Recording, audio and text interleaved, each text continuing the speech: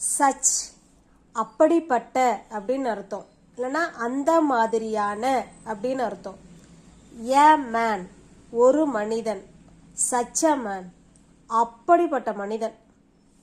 He is not such a man அவர் அப்படிப்பட்ட மனிதர் அல்ல. He is not such a man அவர் அப்படிப்பட்ட மனிதர் அல்ல.